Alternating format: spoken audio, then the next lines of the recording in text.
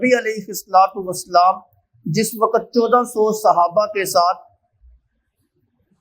مدینہ سے مکہ کی طرف عمرہ کی غرض سے آئے تو حدیبیہ کے مقام کے اوپر مشرکین مکہ نے آپ کو روک دیا اور آپ کو حدود حرم کے اندر داخل ہونے کی اجازت نہ دی، عمرہ کرنے کی اجازت نہ دی۔ نبی علیہ السلام نے فرمایا کہ ہمارا کوئی مقصد نہیں ہے، ہمارا مقصد صرف اور صرف عمرہ ادا کرنا ہے، ہم عمرہ ادا کر کے جو ہے نا وہ چلے جائیں گے۔ چنانچہ مشرکین مکہ نے اس کی بھی اجازت نہیں دی اور ان شرائط کے اوپر ایک معاہدہ ہوا کہ اس مرتبہ آپ چلے جائیں، آئندہ سال دوبارہ لوٹ کے آئیں اور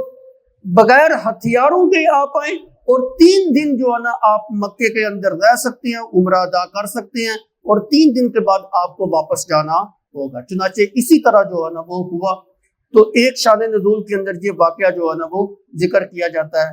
پھر مسلمانوں کے دل کے اندر بڑا غصہ تھا اس بات کے اوپر کہ یہ معاہدہ تو سارے کا سارا ان کے حق میں جا رہا ہے، ان کی شرائط جو ہے نا وہ قبول کی گئی ہے، ہماری تو کوئی شرط جو ہے نا وہ قبول نہیں کی گئی۔ بظاہر ہماری حالت کمزور معلوم ہوتی ہے اور ان کی حالت جو ہے وہ قوی معلوم ہوتی ہے، لیکن اس کے اندر جو حکمتیں چھپی ہوئی تھی وہ اللہ جانتا تھا، اور وہ حکمتیں پھر جو ہے نا ثابت بھی ہوئی کہ اسلام کو اس واقعہ کے بعد پھر کتنی جو ہے نا عزت ہوئی۔ اسی طرح ایک اور واقعہ شان نزول کے اندر آتا ہے کہ ایک آدمی مکہ سے مدینہ کے اندر آیا، اس کا نام خطیم بن ہند تھا، اور اپنا کچھ سامان تجارت مدینہ کے اندر جو ہے نا وہ لے کے آیا بیچنے کے لیے۔ جس وقت وہ اپنا سارا سامان بیچ کر جانے لگا تو اپنے قافلے کو اور اپنی سواریوں کو اور اپنے رفقاء کو اس نے مدینہ کے باہر جو ہے نا شہر کی حدود کے باہر جو ہے نا وہ روکا اور خود جو ہے نا نبی علیہ السلام کے پاس جو ہے نا آیا۔ جس وقت وہ آ رہا تھا ابھی رستے کے اندر تھا، نبی علیہ السلام کے پاس پہنچا نہیں تھا، اللہ رب العزت نے بذریعہ وحی آپ کو اطلاع دے دی کہ یہ کافر جو ہے نا منافقانہ طرز چلتے ہوئے آپ کے پاس آ رہا ہے اور آپ کے پاس آ کے شیطان کی زبان جو ہے نا وہ بولے گا۔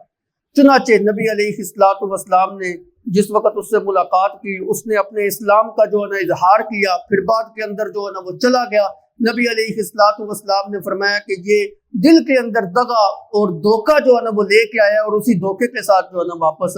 جا رہا ہے۔ جس وقت وہ مدینہ کی حدود سے باہر نکلا، رستے کے اندر اس نے دیکھا کہ مسلمانوں کے اونٹ جنگل کے اندر چر رہے ہیں۔ اب دل کے اندر کھوٹ تھی، اوپر سے اس نے اسلام کو قبول کیا تھا، وہ مسلمانوں کے اونٹوں کو ہانکتا ہوا تیزی کے ساتھ جو ہے نا وہ مکے کے اندر واپس لے گیا۔ مسلمانوں نے اس کا تعاقب بھی کیا، اس کا پیچھا کیا، لیکن وہ اتنی تیزی سے نکلا کہ جو نا ہاتھ نہیں آیا۔ مسلمانوں کا بہت سارا مال جانوروں کی صورت کے اندر جو ہے نا وہ لے کے چلا گیا۔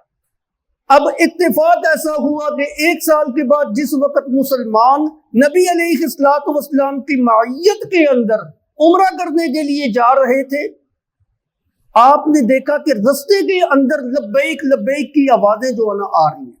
تو نبی علیہ السلام اور صحابہ کرام نے جس وقت اس بندے کی طرف دیکھا نا، یہ وہی خطیم بن ہند تھا اور مسلمانوں کے اونٹ جو ہے نا ہدی کی صورت کے اندر بیت اللہ کی طرف ہانک کے لے کے جا رہا تھا کہ میں وہاں جو ہے نا قربانی کروں گا۔